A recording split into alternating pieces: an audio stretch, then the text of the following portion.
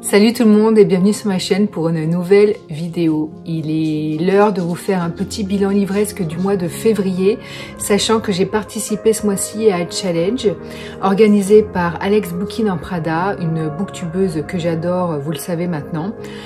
Et elle a organisé un challenge pour le mois de février qui s'appelait Février ta palle. Tout est dit dans l'intitulé. Donc le but de ce challenge, comme vous vous en doutez, c'était de faire sortir un maximum de livres de sa pile à lire. Voilà, parce que tous les grands lecteurs ont toujours un problème avec leur pile à lire, parce que on achète forcément plus qu'on ne lit.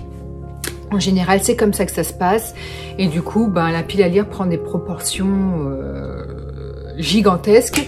J'ai à peu près 260 livres dans ma pile à lire. Voilà, c'est juste affolant comme chiffre. Je savais pas que j'en avais autant. Donc forcément, le challenge m'a interpellée et j'ai voulu y participer. Donc le but de ce challenge, bien évidemment, c'était de faire sortir le plus de livres de sa pile à lire.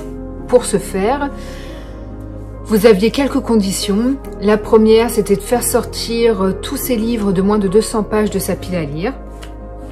Et voilà, parce qu'il fallait en lire à peu près un par jour. Si vous n'aviez pas de livre de moins de 200 pages dans votre pile à lire, vous pouviez lire 200 pages d'un livre par jour. Le but aussi, c'était de faire du zéro achat pendant tout le mois de février. Autant vous dire, je vous le dis tout de suite, je vais être franche, pour moi, cette condition n'a absolument pas été respectée. J'ai dû acheter une quinzaine de livres, voilà. Ensuite, je crois que c'était tout pour les conditions, en tout cas de celles que j'ai plus ou moins respectées ou dont j'avais connaissance. Pour pimenter le challenge, je sais qu'Alex Bookin en Prada cette année avait créé des catégories, des menus, des sous-catégories, ce que vous voulez, pour pimenter un peu le challenge. Voilà, sauf que moi j'ai pas adhéré à ce système-là. Parce que, je vous explique, je n'ai pas de livre de moins de 200 pages dans ma pile à lire. J'en avais juste un que j'ai lu à cette occasion. Sauf que du coup, ce que j'ai fait, c'est que j'ai sorti tous mes mangas de ma pile à lire parce que j'en ai des tonnes. Et comme en général, les graphiques, je ne les lis que les week-ends, j'achète beaucoup plus de mangas que je n'en lis. C'est un peu comme les romans en fait, c'est un cercle vicieux. Et je me suis dit que c'était l'occasion parce que un manga, c'est pas forcément épais, ça se lit vite, mais il y a énormément de tomes et je peux vous assurer que ça prend de la place dans une pile à lire. Alors je les ai tous sortis. J'ai envoyé un message privé sur Instagram à Alex Bookin en Prada pour savoir si les graphiques étaient autorisés. Elle m'a répondu bien évidemment. Donc c'était parti, j'ai enlevé tous les mangas qui m'intéressaient de lire pendant le mois de février. Alors du coup, ce qui se passe, c'est que si vous ne lisez que des romans, je suppose que cette vidéo ne va pas forcément vous plaire parce que je ne vais vous présenter qu'un seul roman. Je vais le faire en début de vidéo d'ailleurs, comme ça sera fait. Mais pour ceux qui ne lisent que des romans, vous pouvez vous arrêter au premier point lecture parce qu'après je ne vais vous faire un point lecture que sur les mangas et autres bandes dessinées et romans graphiques. Donc du coup, ça n'a pas grand intérêt de poursuivre la vidéo si vous ne lisez pas de graphiques. Je m'étais constitué une pile à lire de 28 livres parce que le mois de février comporte 28 jours. Et comme j'avais l'intention de ne lire exclusivement que des mangas, je me disais que lire un manga par jour, c'était forcément jouable. Voilà, donc je m'étais mis 28 livres comme challenge et en fait j'en ai lu 36 parce que certains jours je lisais jusqu'à 2 mangas. Voilà, donc je suis super contente puisque pour moi j'ai réussi le challenge. Par contre, ne vous affolez pas surtout parce qu'effectivement je vais vous parler de 36 bouquins, mais c'est des lots. Vu que c'est surtout des sagas que je suis et j'ai dû lire plusieurs volumes d'une même saga, donc évidemment je vais vous les présenter en bloc. Donc ce sera pas si long que ça, ne vous inquiétez pas. Donc comme je vous l'ai dit, je vais commencer par vous présenter le seul roman que j'ai lu ce mois-ci, Mon père de Grégoire Delacour, qui a été une excellente lecture, quasiment presque un coup de cœur. Si ce n'a pas été un coup de cœur, c'est parce qu'il a 196 pages. Et c'est propre à moi, mais j'ai un souci avec les récits courts. Je trouve que on n'en lit pas assez. Enfin, vous arrivez à la fin du roman, c'est déjà terminé. Il y a un petit goût de... comme si on restait sur notre faim, en fait. Et j'ai jamais eu de réel coup de cœur finalement sur des récits de moins de 200 pages. Voilà, c'est la seule raison, hein. Alors vous allez évidemment penser que c'est une raison un peu bête, et vous auriez raison, mais voilà, c'est un petit peu mon blocage.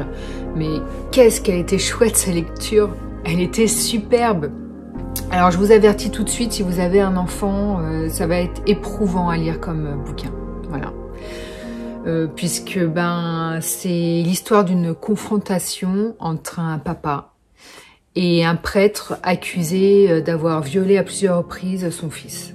Donc il veut en découdre avec lui, avoir des explications, voilà, il a comme des envies de meurtre. Je vous en dis pas plus, bien évidemment. J'ai Grégoire de la Cour, j'avais lu son premier roman qui avait été La liste de mes envies, et je l'ai lu il y a quelques années maintenant, je m'en souviens plus trop, et j'avais complètement oublié à quel point il écrivait bien, cet auteur. C'est un vrai régal, un vrai plaisir de lecture. La plume est juste magnifique, il écrit vraiment très bien. Et rien que pour ça, déjà, c'est un livre qu'il faut lire. Et l'histoire en elle-même, déjà, vous avez l'impression de lire un peu un thriller. Vous avez quelques rebondissements, retournements de situation qui m'ont bien plu. Effectivement, moi qui étais très grande amatrice de thriller il y a encore peu de temps. Je le suis toujours, mais un peu moins. Parce que ça m'a un peu lassée de voir toujours un peu le même fonctionnement dans les thrillers. Et j'avais l'impression d'avoir finalement fait le tour de tout ce que j'avais à lire. Mais je continue à en lire, pour ceux qui aiment ça, ne vous inquiétez pas. D'ailleurs, j'en ai acheté un ce mois-ci, que je vous présenterai dans un prochain book haul. Je remercie Grégoire de la Cour, parce que il n'est pas rentré dans un cliché. Donc, il ne met pas tout le monde dans le même sac. Oui, pendant un moment, c'était la mode dans la presse qui s'emparait de ça, il y a quelques années. Les prêtres étaient devenus pédophiles, on en parlait beaucoup dans la presse. Et ce que j'ai aimé dans ce récit, c'est que tous les prêtres ne sont pas mis dans le même sac. Évidemment, vous avez la confrontation avec ce prêtre accusé de viol sur son fils. Mais voilà, Grégoire de la Cour, dans son bouquin, souligne le fait que tous les prêtres ne sont pas des violeurs et qu'il y en a des bons qui gardent la foi et qui sont toujours complètement en accord avec leur foi et qui sont profondément bons envers l'humain. Et merci à lui pour ça, pour ne pas avoir montré une image des prêtres complètement, exclusivement nocive, néfaste et sombre. Donc dans ce récit extrêmement sombre, il y a mis un peu de lumière, et merci beaucoup à lui pour ça. Et sinon, pour le reste, comme je vous l'ai dit, c'est un livre qui est dur à lire parce que vous avez des descriptions de scènes extrêmement réalistes. Si vous avez un enfant, je pense que c'est une lecture éprouvante, qui le sera forcément pour vous. Déjà, elle l'a été pour moi qui n'ai pas d'enfant, donc j'ose pas imaginer un parent qui lit ce livre. Et vraiment, c'est... Alors... Les descriptions de scènes, je crois qu'il y a une ou deux descriptions, parce que Grégoire de la Cour, c'est pas un auteur qui met de la violence dans ses livres. Mettre de la violence pour en mettre, voilà, c'est pas gratuit, c'est... Voilà, donc vous avez une ou deux scènes, et puis ça s'arrête là. Mais vraiment, c'est un petit bijou, ce livre, et la fin est vraiment glaçante. Franchement, si vous voulez lire un livre extrêmement bien écrit, avec des retournements de situation, un livre très prenant, très profond, avec une vraie réflexion de fond. N'hésitez pas, je trouve que c'est un petit bijou ce livre. Je suis extrêmement contente parce que ce que j'ai oublié de vous préciser dans mon introduction, c'est que j'en ai profité, j'ai profité de ce challenge pour être à jour de mes mangas. Donc je suis à jour du manga Blue Flag, j'ai lu les tomes 6 et 7. Le 8 sort le 11 mars, ce sera le dernier volume. Et dès le 11 mars, je vais l'acheter direct dans ma petite librairie indépendante parce qu'il faut absolument que je lise de suite. Et j'aime toujours autant, c'est mon manga préféré. Il surpasse Death Note, tout ce que vous voulez, tous les genres confondus. Moi je pleure quand je lis ce manga, je le trouve magnifique, superbe. Il n'est pas forcément triste, attention, c'est juste que les persos sont extrêmement touchants. Je ne reviens pas dessus, je vous en ai déjà trop parlé. Par contre, du coup, ce que je vais faire, c'est qu'en barre d'infos, je vais vous mettre le lien vers certaines vidéos dans lesquelles j'en parlais plus en détail, pour ceux que ça intéresserait d'en savoir plus sur ce formidable manga. Donc, sans vous raconter, parce qu'évidemment, je ne vais pas vous raconter les volumes 6 et 7, parce que je vais vous spoiler, juste pour vous dire que je les adore. Autant dans le volume 5, ce que je pouvais un petit peu reprocher, c'est qu'ils avaient mis en avant un personnage secondaire. Et du coup, même si c'était intéressant, parce que ce perso secondaire, il avait une profondeur, une maturité qui me plaisait.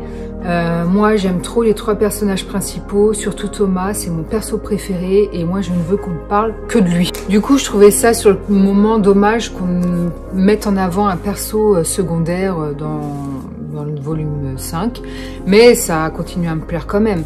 Mais là, les volumes 6 et 7 sont géniaux, Vraiment, tous les tomes se valent et je l'aime vraiment, vraiment beaucoup d'amour, ce manga. J'ai hâte de lire le volume 8 et en même temps, je suis tellement triste. Pour le coup, j'aurais voulu que ce soit un manga qui se prolonge. Pour moi, 8 tomes, c'est pas assez pour un tel manga tellement touchant.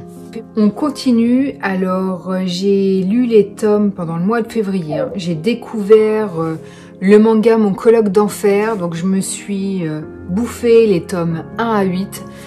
Je suis donc à jour. Le manga n'est pas terminé. Il y a le volume 9 qui va bientôt sortir, je crois en avril ou en mai 2021. Mais je crois que c'est avril. Et c'est mon premier shoujo que j'aime. Voilà, j'en ai lu d'autres, des shoujo qui me plaisaient moyennement ou que j'avais arrêté parce que voilà, j'étais pas très portée sur les shoujo. Pour rappel, les shoujo, ce sont des histoires d'amour, souvent un peu niaises et ciblées jeunes femmes, adolescentes et jeunes femmes. Et j'adore, je les ai mais enchaînées parce que c'est addictif et pourtant il se passe pas forcément grand chose. Je ne saurais pas vous expliquer, ça commence à avancer au volume 6 à peu près. Donc on va suivre en fait des colocataires. Vous avez une jeune fille qui a 17 ans et qui va devoir emménager dans une colocation dont le propriétaire de cette colocation est son oncle. Ils vivent pas avec eux, c'est juste le propriétaire du logement et il loue à des étudiants ou des jeunes adultes. Et donc ils sont plusieurs à partager l'appartement et elle va atterrir là en fait parce qu'elle va être placée par ses parents parce que pour des soucis, à cause de soucis familiaux, ils n'ont pas d'autre choix que de la confier à l'oncle et de la mettre en colocation le temps que leurs petits soucis familiaux s'arrangent. Et elle va tomber éperdument amoureuse d'un des colocataires mais qui a 26 ou 27 ans, donc beaucoup plus âgé qu'elle. Beaucoup plus, juste 10 ans, mais 10 ans de différence d'âge quand vous avez 30 ans et l'autre 40 ans, ça va. Mais 10 ans de différence d'âge, quand l'un des deux a 17 ans, ça fait un peu, c'est clairement du détournement mineur. Et puis ça fait, il y a un petit côté un peu dérangeant à ça, on va dire. Et parce que vous avez une différence forcément de maturité, vous avez une différence physique, parce que quand vous avez 17 ans, vous faites vraiment très très jeune, et dans votre tête et physiquement. Et il va commencer aussi lui à avoir des sentiments, sauf que l'histoire d'amour n'est pas possible pour lui, parce qu'il doit prendre soin de cette jeune femme, et puis surtout, elle a 17 ans, elle est mineure, et voilà, ça l'intéresse juste pas. Donc voilà, ça se tourne autour et puis les histoires, ça va être des histoires de coloc puisque il va y avoir une histoire d'amitié avec les autres colocataires, d'ailleurs avec énormément de solidarité, d'entraide, de bienveillance. Donc ça c'est vraiment du baume sur le cœur parce que il y a vraiment une morale de solidarité et d'entraide que j'affectionne particulièrement et qui m'a vraiment plu dans ce manga. L'histoire d'amour, ça joue un peu au chat et à la souris pendant les premiers volumes. Là, à partir du 7e volume, ça commence un peu à prendre forme. Et voilà. Mais franchement, le fait que l'histoire d'amour traîne en longueur n'est pas un souci dans le sens où, ben, je sais pas, il se passe quand même des choses, vous avez envie de savoir, il y a un côté addictif, vraiment, je les ai lus à la chaîne, j'en lisais 2 par jour parce que, ben, ils se lisent vite en même temps. Donc ça, évidemment, c'est un manga que je vais absolument continuer. Je ne sais pas en combien de volumes définitifs il va être. Je sais juste que le volume 9 va sortir en avril 2021 si je ne me trompe pas. Et j'ai hâte parce que c'est vraiment un manga que je suis avec très grand plaisir. Et puis je vous ai pas montré les dessins. Je ne sais pas si ça vous intéresse de les voir, mais ah, tenez. Donc ça c'est les dessins du premier volume, donc je vous spoil pas spécialement. Mais vous voyez les persos, ils sont plutôt beaux gosses. Hein. J'aime beaucoup. J'aime bien, j'aime vraiment bien les dessins. Les persos sont vraiment bien dessinés. Et j'adore parce que dans la coloc, vous avez un petit chat. Et le petit chat, mais il est absolument mignon, adorable. Et puis, une chose importante aussi que j'ai failli oublier de vous dire, c'est drôle. C'est surtout drôle vers les derniers volumes, je crois à partir du volume 5 ou 6, mais moi j'ai ri quand même, hein, à certains passages, c'était vraiment amusant comme tout. Donc c'est ça aussi, je pense, qui rend ce manga addictif, c'est l'humour. Parce que ouais, c'est vraiment chouette, belle mentalité que ce manga, avec beaucoup d'humour, d'autodérision, et ouais, c'est à suivre. Je suis à jour également dans le manga Perfect World. Alors, j'ai lu l'intégralité. Enfin, le manga est en cours, hein, il n'est pas terminé. Il y aura 12 volumes en tout. D'ailleurs, je ne sais pas quand est-ce que sort le volume 12. Je ne sais pas du tout, il faudrait que je regarde. Je vous le mettrai sur la vidéo si je trouve. J'avais déjà lu le premier volume il y a plusieurs mois, mais je m'en souvenais plus parce que ça remontait à trop longtemps.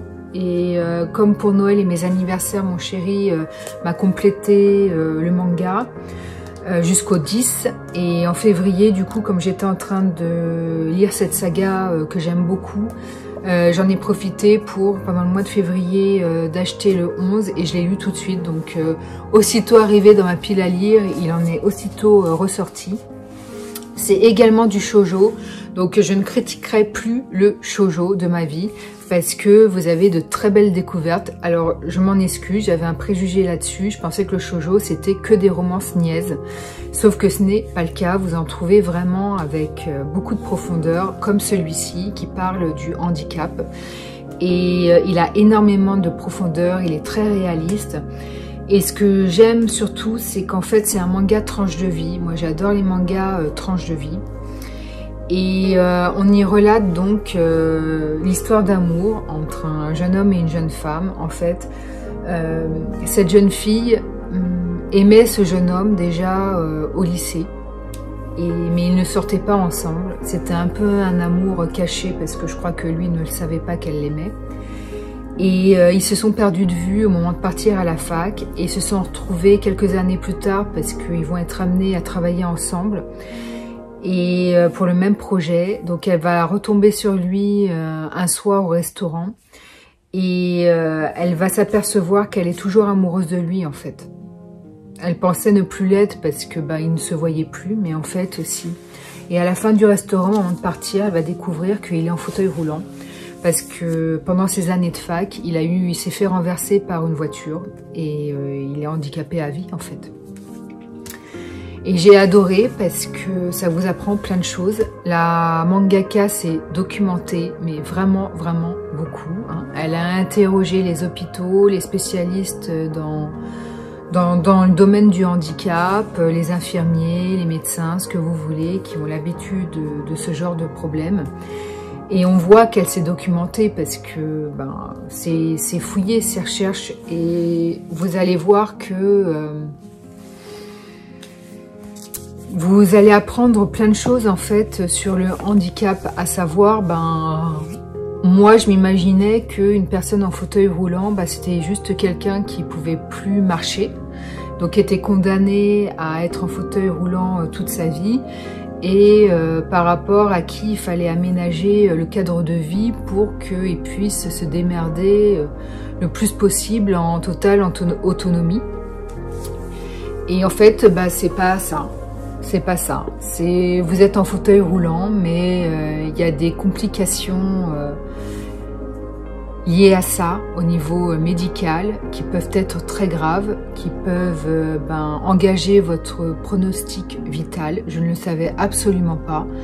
Donc elle met en avant, la mangaka, toutes ces facettes-là du handicap et franchement ça nous apprend plein de choses, c'est vraiment profond. L'histoire d'amour entre les deux persos mais est juste superbe. J'ai vraiment adoré parce que cette fille va continuer à l'aimer malgré le handicap. Et elle va absolument vouloir vivre une histoire d'amour avec lui malgré cela. Et j'ai trouvé ça mais magnifique. C'est vraiment du manga très réaliste, très documenté. C'est une petite pépite. Alors je dirais pas que c'est un coup de cœur, mais parce que j'ai pas forcément ressenti d'émotion particulière. Moi j'ai pas forcément ri parce qu'évidemment ce n'est pas drôle. Mais je n'ai pas pleuré non plus. Il y a juste un volume qui m'a interpellée parce que je me suis complètement identifiée à un souci qu'il rencontre à un moment donné et que je rencontre également. Et du coup, ça m'a un peu bouleversée. Mais malgré ça, c'est... voilà. Donc du coup, c'est pas un coup de cœur, mais presque. En tout cas, c'est juste génial. Je me suis mangé les 11 volumes. Hein, donc pour vous dire que c'était vraiment chouette. On continue, alors là je ne suis pas forcément à jour de ce manga, j'ai lu le volume 3 mais il y en a 8. En fait là je vous présente les nouvelles éditions, donc des doubles volumes de mémoire. Il y en a 8 en tout, mais j'en suis qu'au 3e et je n'ai même pas les autres dans ma pile à lire. Je crois que j'ai le volume 4, c'est tout. Donc là je ne suis pas à jour, mais j'avance. En sachant que l'édition simple comporte 15 volumes, mais je ne sais pas si elle existe, je crois qu'elle n'est plus éditée. Ça on s'en fout. Et voilà, donc Battle Royale, c'est un classique du genre et ça relate une classe de 42 élèves qui vont être choisis pour participer à un jeu qui est la Battle Royale.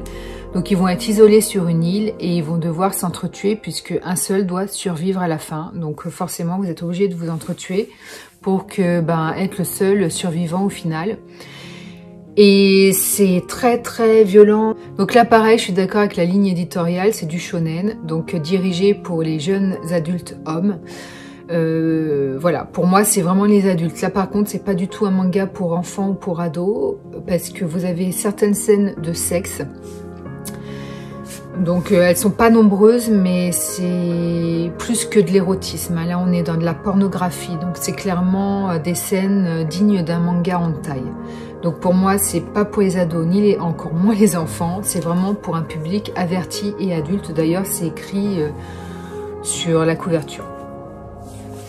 Et c'est extrêmement violent. Hein. C'est trash, c'est des meurtres, comme vous vous en doutez, et qui sont super bien faits. D'ailleurs, les scènes sont magnifiques, je trouve. C'est... voilà. Par contre, je n'aime pas les dessins. Je vous l'avais déjà dit, je n'aime toujours pas les dessins, j'arrive pas, on s'y habitue, hein. Mais ça change des mangas habituels qu'on a l'habitude de lire où ce sont tous le même physique en fait, mais ils sont beaux. Là, ils sont extrêmement moches. Alors par contre, je vous montre, j'adore ce dessin. Là, c'est super bien dessiné. C'est juste que les persos ne me plaisent pas physiquement. Je les trouve moches, moches. Même lui, vous voyez, qui est censé avoir un physique de jeune premier, je le trouve moche. Par contre, les filles, certaines sont pas mal du tout. Hein. Mais regardez-moi ça, il est juste hideux, celui-ci. C'est pas beau. Je ne saurais pas comment vous expliquer. Le dessin en lui-même est très beau, très bien dessiné, mais le perso est moche. Il est moche. Voilà. Mais c'est palpitant, c'est vraiment prenant, addictif, mais extrêmement violent. Et j'aime vraiment beaucoup. Donc je vais continuer aussi, mais je ne suis pas à jour de ce manga.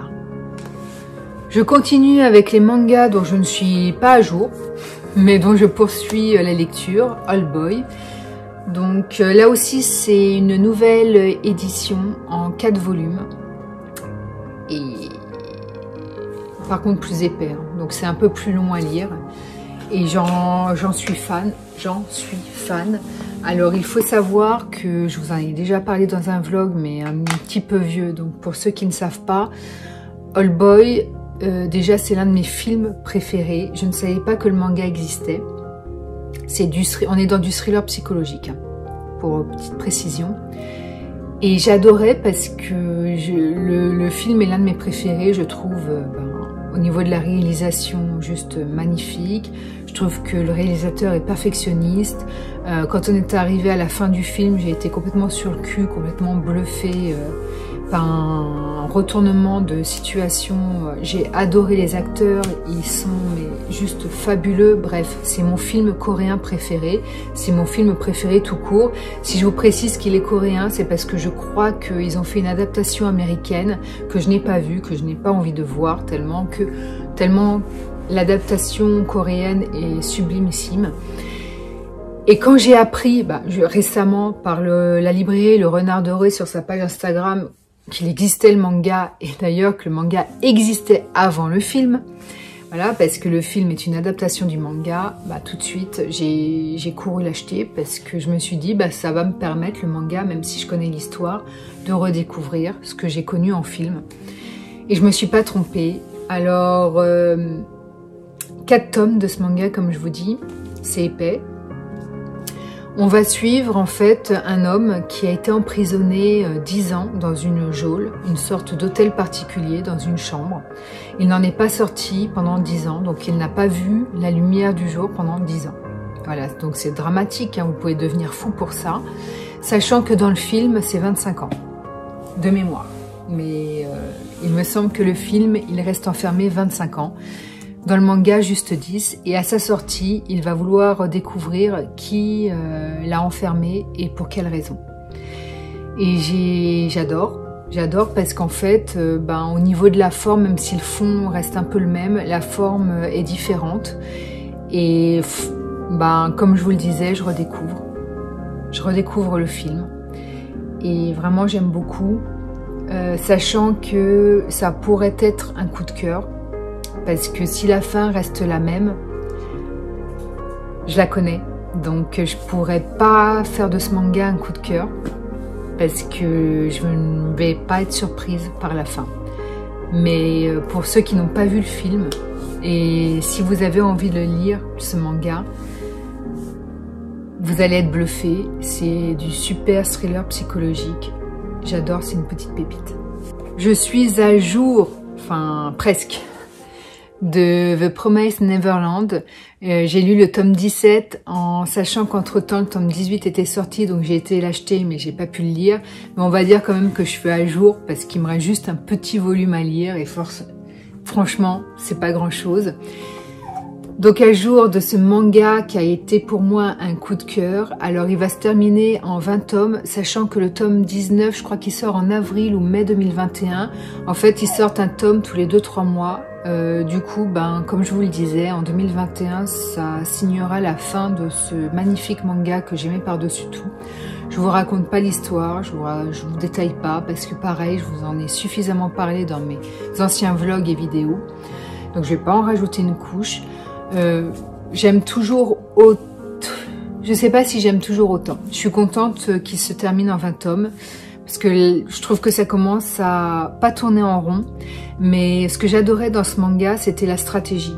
Et je trouve que là, il y a plus de combats que de stratégie. Et ça me plaît moins. Mais j'aime toujours. Ça restera quand même un formidable manga pour moi, que j'ai adoré et qui a été un coup de cœur. Mais voilà, je trouve que le terminer en 20 tomes, c'est très bien. Et il faut pas qu'il y en ait plus. Parce que là, on tourne vraiment dans le combat et j'aime moins que la stratégie des premiers volumes. Voilà. Mais sinon, si vous ne connaissez pas, pareil, je vous invite vraiment à découvrir parce que c'est formidable. Et tous les ingrédients sont là pour plaire au plus grand nombre. Et voilà. Donc n'hésitez pas à jeter un coup d'œil dessus. J'ai fait le tour des mangas. C'est pas non plus une bande dessinée, donc je pense que ça doit être du roman graphique. Voilà. Heartstopper de Alice Oseman, Hachette roman. Je l'ai lu parce que j'en entends trop parler sur les réseaux sociaux, donc ça a éveillé ma curiosité. Je ne regrette absolument pas. Alors je ne suis pas à jour, j'ai lu que le premier volume, je n'ai même pas acheté les autres, donc il faut que je le fasse parce que je crois qu'il y a 5 tomes de sortie ou 4 en France et 5 à l'étranger, je ne sais plus, mais il y en a 4-5 de sortie. J'ai beaucoup aimé, ce ne sera pas un coup de cœur. Je n'aime pas trop les dessins en fait, parce que je les trouve très enfantins. Mais je pense que c'est normal qu'ils le soient. Parce que c'est ce trait de crayon enfantin, on va dire, qui apporte de l'émotion au niveau de l'histoire et des persos. Et c'est mignon. Voilà, donc c'est vrai que je suis pas forcément fan de dessin, mais je peux pas nier qu'ils apportent quelque chose et que c'est normal qu'ils soient dessinés ainsi. C'est l'histoire d'amour entre deux garçons, donc un qui sait, qui a conscience d'être homosexuel et l'autre qui pensait être hétéro mais qui va comprendre en fait qu'il ne l'est pas forcément. Donc une histoire d'amour entre deux jeunes lycéens sans que ce soit un coup de cœur. C'est un roman graphique qui est émouvant, touchant, avec pas mal de profondeur et surtout beaucoup de bienveillance. J'adore ça, la bienveillance. Vous commencez à me connaître pour ceux qui regardent mes vidéos. Et donc je vais forcément continuer la saga. Parce que même si je suis pas trop fan des dessins, ils sont mignonnets quand même. Et l'histoire, ça fait du bien. Ça fait du bien, autant de bienveillance. On rentre pas dans les clichés. Franchement, j'aime beaucoup. Je suis à jour des Princesses Sarah. Donc j'ai lu pendant le mois de février les tomes 5 à 13. Voilà, j'ai lu tout ça. Alors ça se lit vite hein, parce que vous avez 50 planches en une demi-heure, c'est fait. Donc je vais vous montrer que le volume 13. Alors, que dire sur cette saga dont je vous ai énormément parlé déjà, donc j'ai pas trop envie de m'étaler non plus de nouveau dessus.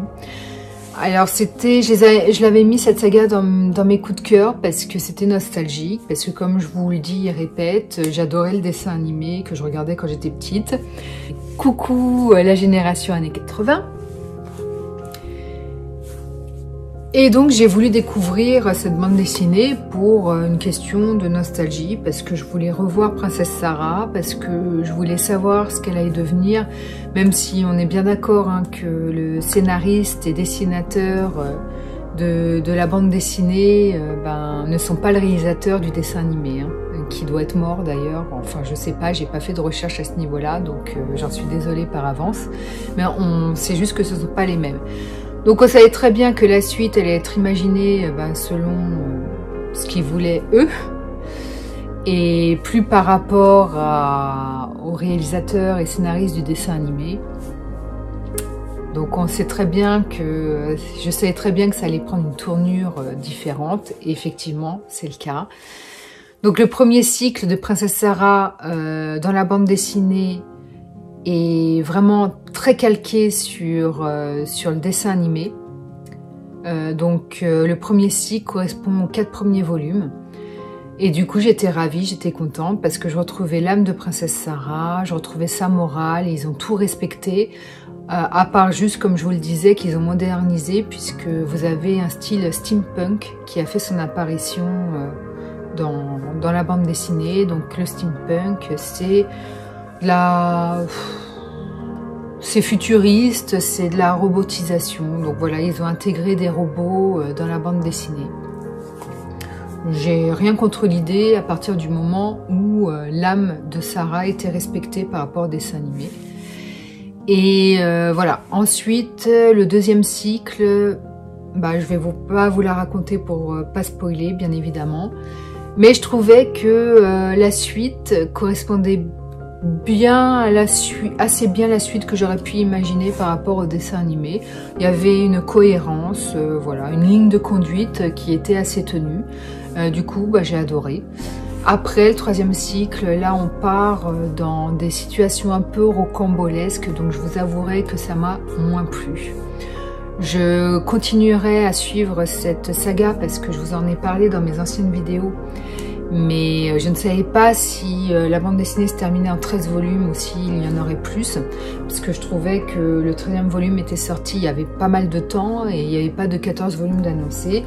Donc si, c'est indiqué là qu'il va y avoir un 14e volume qui n'est pas encore sorti. Je suis allée sur la page Facebook de Princesse Sarah et bah, j'ai appris qu'il était en cours d'écriture, donc il risque pas de sortir encore maintenant, ce qui est plutôt une bonne chose parce que j'ai tellement de livres à lire que forcément si on m'annonce une sortie prochaine, je vais l'acheter tout de suite. Il y a un côté addictif à cette saga, malgré le fait que ben, les situations rocambolesques me plaisent moins. Bon, Sarah est toujours aussi intelligente, aussi douce, elle est pas moins moralisatrice parce que c'était pas du tout quelqu'un de moralisateur, mais elle avait toujours des phrasés qui nous apportaient une belle leçon de vie, là qu'elle n'a plus. Elle est juste Princesse Sarah, intelligente, douce, bienveillante et ça s'arrête là. Je suis toujours aussi fan des dessins, c'est aussi pour ça que je continue la bande dessinée parce que les planches, mais c'est un vrai plaisir du regard. Les planches sont juste somptueuses. Vous voyez? Les robes et tous les tenues. Bon, comme d'hab, hein, faut absolument que je vous mette des post-it parce que c'est pas les plus belles planches que je vous montre. Mais ça vous donne un bel aperçu.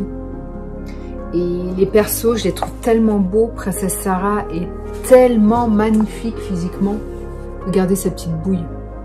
Voilà, c'est pas le plus beau dessin qu'on ait d'elle, mais le perso est juste magnifique, magnifique. Et c'est aussi pour ça que je continue à suivre cette bande dessinée, parce que malgré tout, malgré les situations rocambolesques, et je dois dire par moments pas forcément très cohérent, je dirais pas ça, mais il y a juste des situations qui ne sont pas crédibles. Voilà, bon, c'est pas arrivé souvent. En fait, il faut que vous le voyez comme une bande dessinée d'aventure, destinée aux enfants, donc avec juste des situations juste pas réalistes du tout, rocambolesques comme je vous l'ai dit. Mais on se prend au jeu malgré tout. Voilà, on se prend au jeu. Comme je vous l'ai dit, les planches sont magnifiques, les personnages sont superbes. Pour le coup, la morale de la petite Sarah continue à être respectée. Elle est toujours comme je l'imagine, elle est toujours amoureuse des livres. Voilà, donc c'est une saga bien évidemment que je vais continuer avec plaisir. Évidemment, si vous voulez la suivre, sachez que déjà il faut vous détacher du dessin animé. Pour ceux qui ont suivi le dessin animé, qui voudraient lire la BD pour ça justement. Détachez-vous du dessin animé parce que là ça n'a plus trop rien à voir et voilà, donc vous faites une nouvelle découverte complètement différente du dessin animé. Je continuerai à lire cette saga parce que il y a vraiment un côté addictif. Je pourrais pas vous expliquer pourquoi en fait, parce que les situations rocambolesques c'est pas mon truc. Moi j'aime vraiment le réalisme. Et là, c'est vraiment destiné à un public enfant, mais enfant-ado, parce que vous avez quand même des scènes un peu dénudées. Bon, ils vous montrent pas les scènes de sexe, elles sont juste suggérées. Donc oui, c'est pour enfants. Mais malgré les situations qui ne correspondent pas à ce que moi je recherche, il y a un côté addictif. Alors je sais pas si ce sont les planches, les persos magnifiques, mais je sais pas, j'ai envie de continuer en fait. Et le dernier, que je mettrai aussi dans le roman graphique, L'enfant, la taupe, le renard et le cheval de Charlie Mackenzie. Alors c'est édité par qui? Les Arènes. Et c'est une fable à la hauteur du Petit Prince. Si vous avez adoré le Petit Prince, vous adorez parce que c'est le même type de fable. Alors la différence, c'est qu'il y a beaucoup moins de contenu. C'est Et pourtant, j'ai essayé de faire durer le plaisir en m'attardant sur les dessins. Mais même comme ça, je crois que ça a été lu en 20 minutes à tout casser. Donc c'est vraiment très court parce que vous avez plein de pages avec juste des dessins. Et quand vous avez une page avec un écrit dessus, bah, vous voyez, ça tient en 1 ou 2 lignes. J'ai beaucoup aimé cette fable parce que bah, ça relate l'amitié entre un enfant, une taupe, un renard et un cheval. Voilà. Et si je vous dis que ça ressemble au Petit Prince, parce que ben, c'est une fable poétique, vraiment poétique, avec, ben, ce n'est que des citations en fait, des leçons de vie. Et j'ai trouvé ça sublime, vraiment sublime. Et j'ai l'impression que les dessins, c'est pas les plus belles planches là que je vous montre, mais que ça a été dessiné à l'encrier. Dites-moi si je me trompe. Mais quand vous regardez le texte, déjà, vous voyez, hein, on dirait que ça a été écrit avec une plume. Donc je me demande si les dessins n'ont pas été faits à l'encrier. Ce qui apporterait vraiment un côté original à ce roman graphique. Donc voilà, une superbe fable qui met un peu de baume au cœur dans cette période troublée, avec des dessins magnifiques. Et j'ai vraiment passé un merveilleux moment de lecture. Donc là pareil, c'est pas forcément un coup de cœur parce que trop court à lire, il m'en aurait fallu plus pour que ce soit un coup de cœur. Mais je me suis quand même régalée, c'était vraiment chouette, c'était vraiment beau. Vraiment très beau. Et voilà, c'en est terminé de cette vidéo. J'espère qu'elle vous aura plu. Donc vous voyez, je pense pas qu'elle aura été très longue à visionner, hein, parce que j'ai fonctionné par bloc. Je participe à un autre challenge au mois de mars, le challenge Mars au féminin, organisé par une Instagrammeuse, Flo & Books. Et que j'adore parce que ben, ça met à l'honneur les femmes, comme le 8 mars, ben, c'est la journée internationale des droits de la femme. Elle met à l'honneur à travers son challenge les femmes. Et du coup, ben, pendant le mois de mars, il ne faut lire que des livres sur des autrices. Elle a pimenté en intégrant cette année des catégories et pour challenger un peu. Et voilà, donc tout le mois de mars, je ne vais lire que des autrices. Et du coup, ben, je filmerai à la fin du mois pour vous faire un point lecture, en sachant qu'entre-temps, je vais vous partager des vidéos beaucoup, parce que j'ai fait beaucoup d'achats dernièrement et ça s'accumule et ça fait un peu de temps que je n'ai pas fait de book haul. Et là, j'ai vraiment une montagne presque de livres à vous présenter. Alors, du coup, ben, on se dit à tout bientôt pour une nouvelle vidéo. Sur ce, portez-vous bien et je vous dis à bientôt pour une nouvelle vidéo. Ciao!